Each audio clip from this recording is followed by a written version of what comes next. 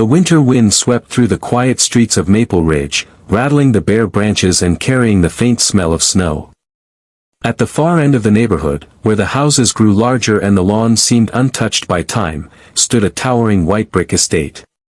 Its tall glass windows reflected the pale afternoon sun, but inside, the air was heavy with stillness. That house belonged to Robert Langford, a man who had built his fortune in real estate development. He was known in the business world for his sharp instincts, but at home, he was simply a father trying, failing, to mend a broken piece of his heart. His daughter, Claire Langford, had once been the kind of girl people remembered after just one meeting. She was full of energy, her laughter contagious, and she had a gift for dance that had taken her from small-town recitals to prestigious youth competitions. The walls of their family room still displayed her framed photos in graceful poses, her shelves lined with trophies and ribbons.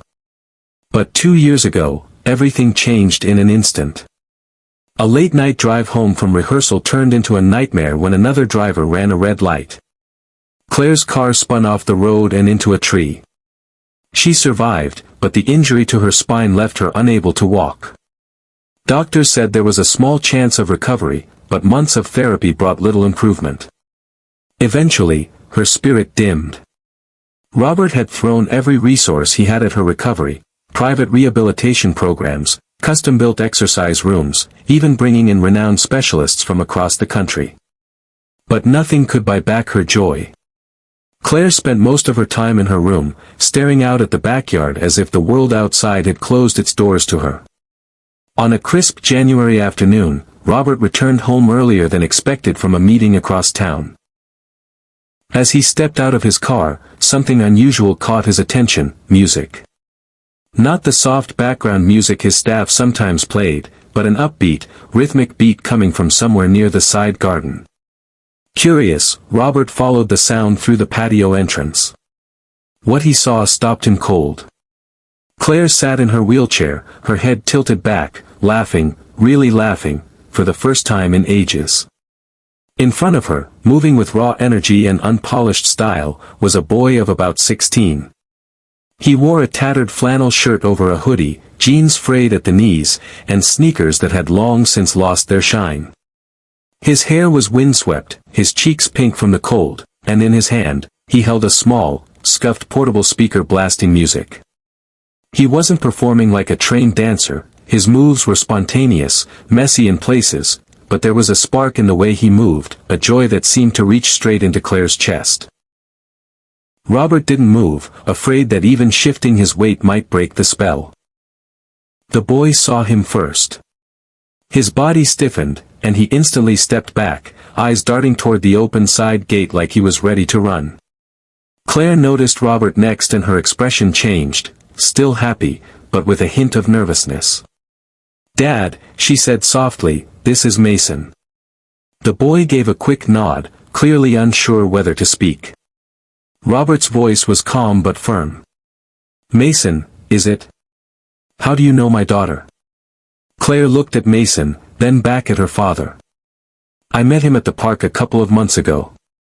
I was waiting for my ride after therapy, and he was dancing there. 4 tips. Mason shifted uncomfortably. She looked like she could use some cheering up. So I showed her a few moves. We started talking. I come by sometimes, when she says it's okay. Robert's eyes swept over the boy's worn clothing. You live around here? Mason shook his head. Not exactly. I don't really have a place right now. Been staying at the shelter when I can. The words settled heavily between them. Robert glanced at Claire, whose gaze pleaded with him. Mason's my friend, she said. He makes me feel like me again. Robert didn't answer right away. He saw something in the boy's eyes, a mix of guarded pride and hidden pain, that reminded him of a younger version of himself, before success found him. Still, letting a stranger, especially one with nowhere to go, near his daughter was a risk. Where's your family? Robert asked. Mason hesitated. My mom passed last year.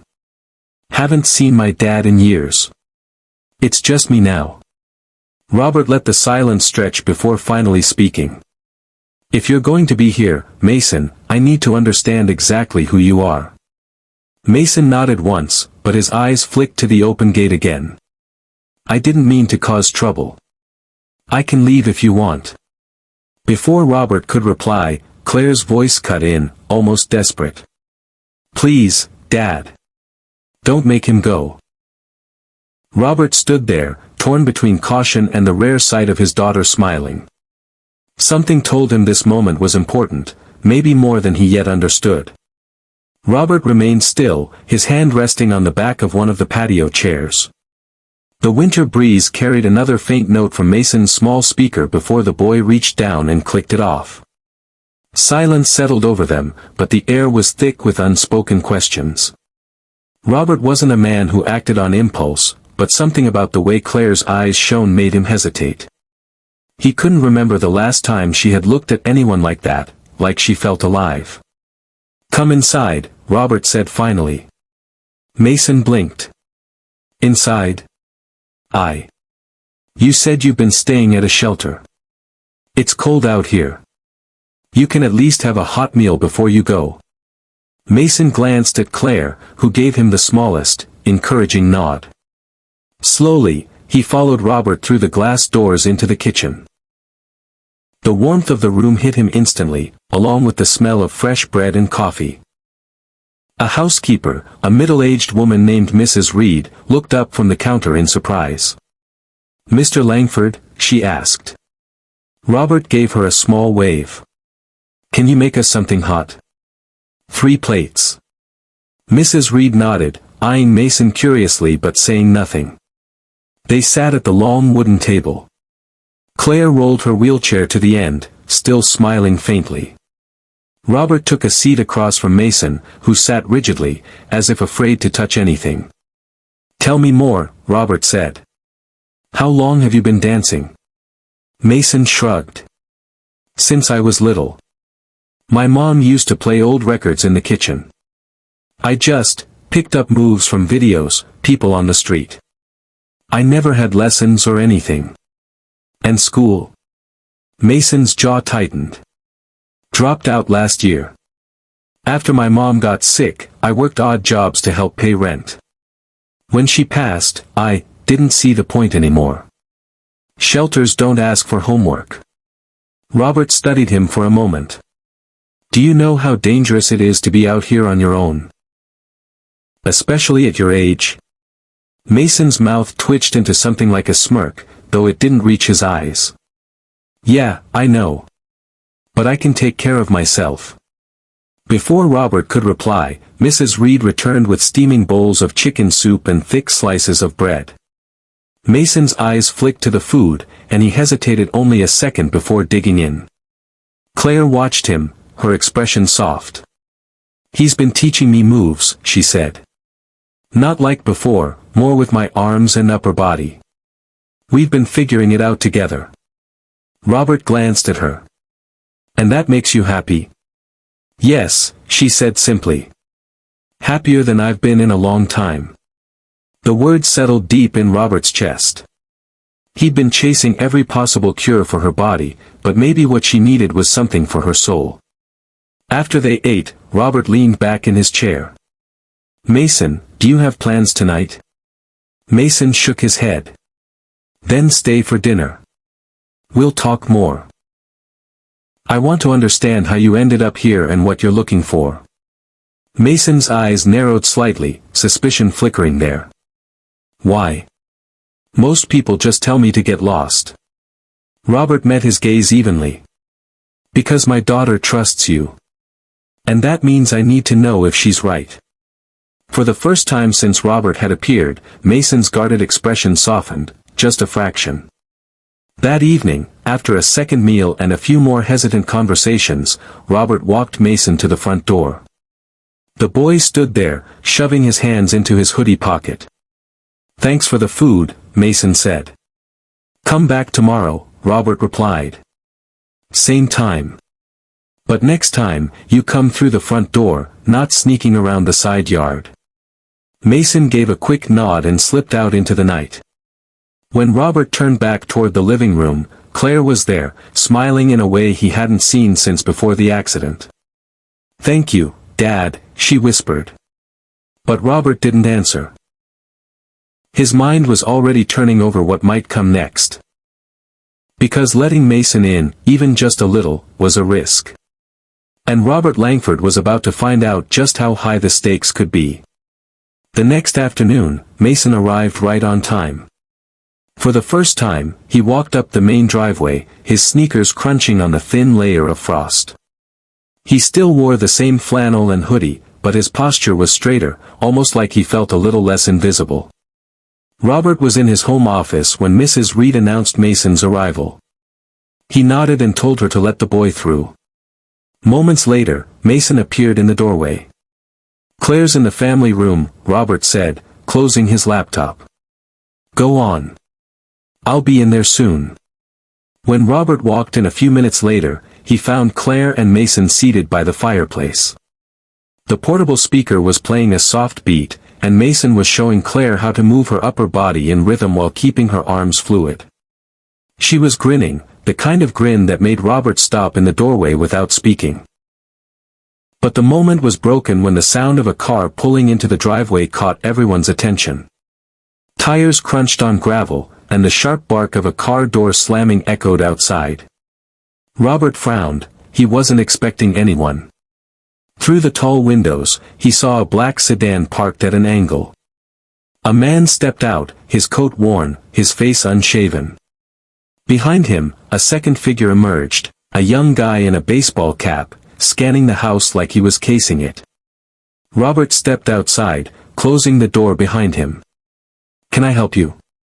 The older man's eyes narrowed. "You got a kid named Mason in there?" Robert's guard went up immediately. "Why are you looking for him?" "That's my nephew," the man said, though his tone lacked warmth. "Been worried about him. He's supposed to be helping me with some things." Robert didn't miss the way the man avoided his gaze. He'd seen that evasive look in enough shady business meetings to know trouble when it stood in front of him. Inside, Mason had gone pale. He was standing near Claire's chair, frozen. "Who is that?" Claire asked quietly. "My uncle," Mason muttered. "But I don't live with him.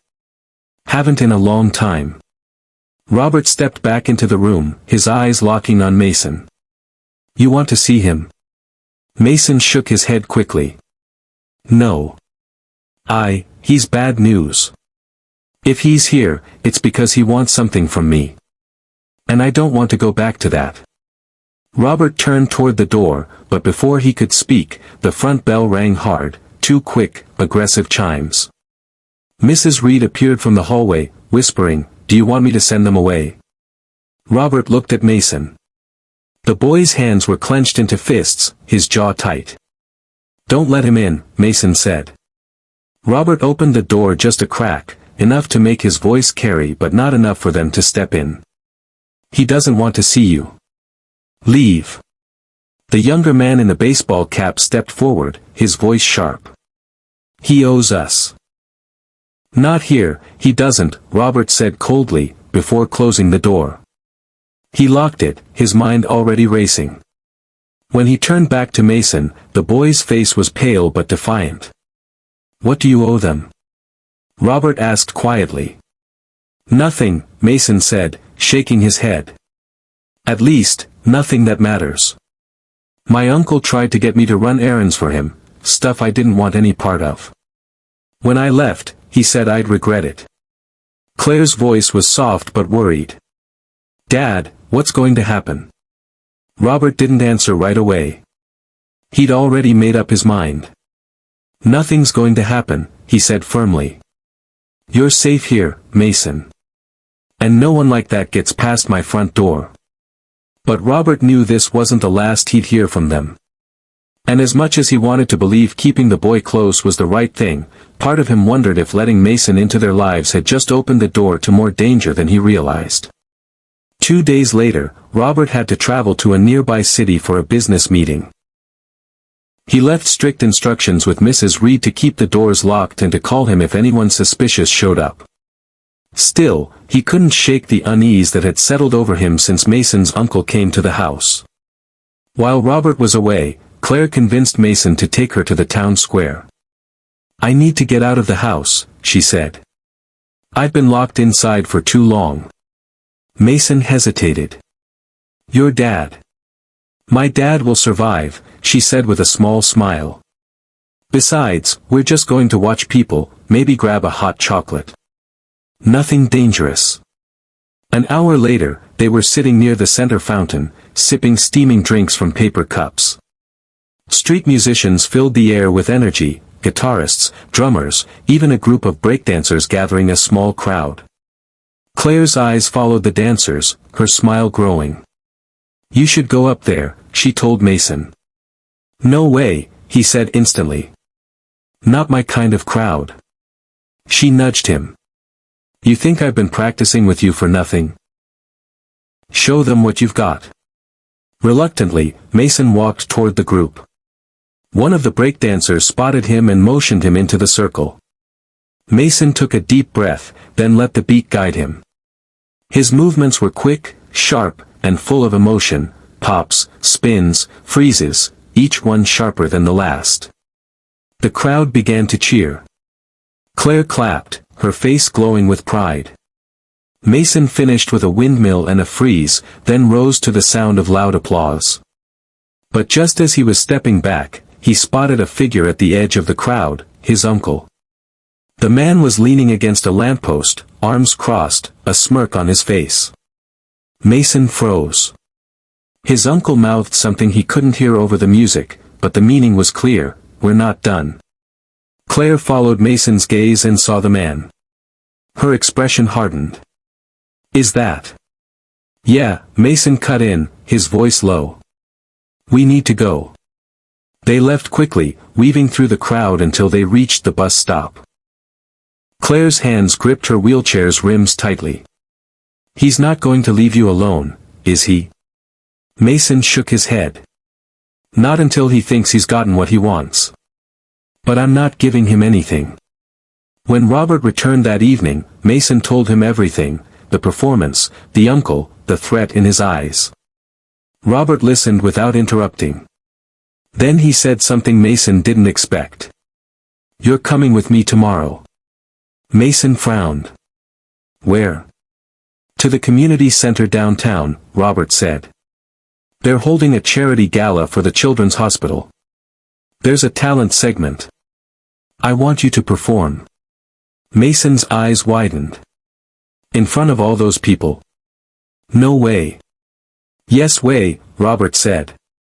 "You've got something rare. And if we're going to keep certain people from defining who you are, the world needs to see it. On your terms." Claire was grinning from ear to ear. "Do it, Mason. Show them." The next evening, Mason stood backstage at the community center's small auditorium.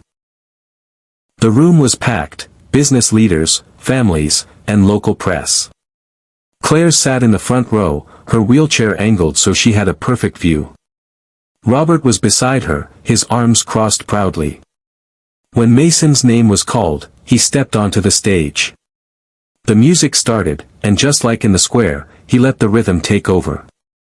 Every move was a burst of passion: sharp pops, smooth slides, spins that drew gasps from the crowd. By the time he finished, the audience was on their feet, cheering. But when Mason glanced toward the back of the room, he saw something that made his chest tighten: his uncle, standing in the shadows, watching. Mason's heart pounded as he stepped off the stage. The cheers from the audience still echoed in his ears, but the sight of his uncle watching from the shadows cast a long chill over his victory. Backstage, Robert was waiting. "You killed it out there," he said, clapping a hand on Mason's shoulder.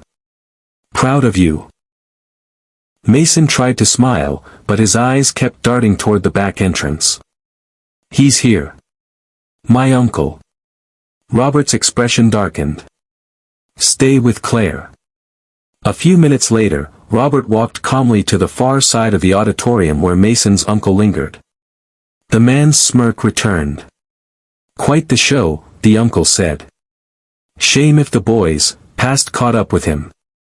Robert didn't flinch.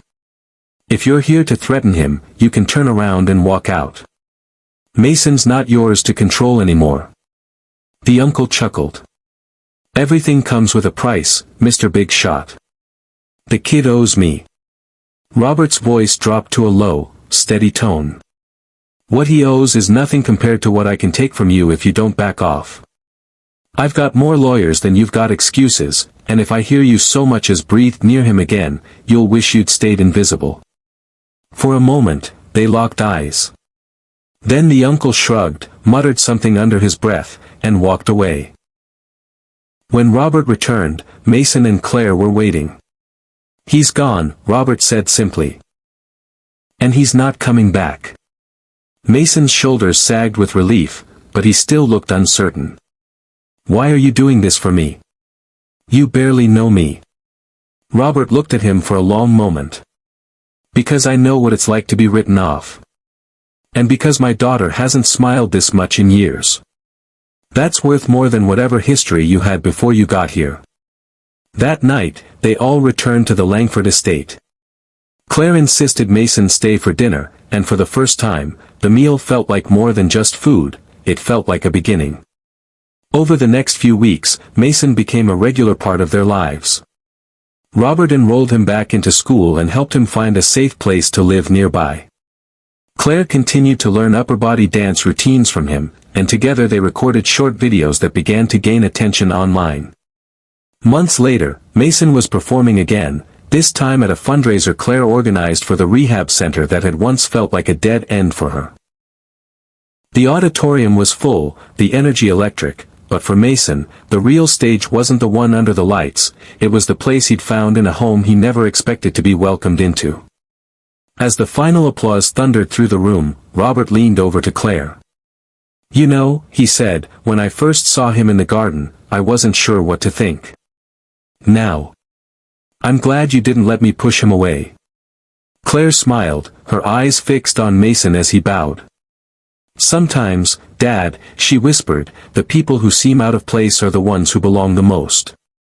And in that moment, Robert realized that what he had done for Mason had changed them all, not just with protection or opportunity, but with something deeper. Something money could never buy. A family.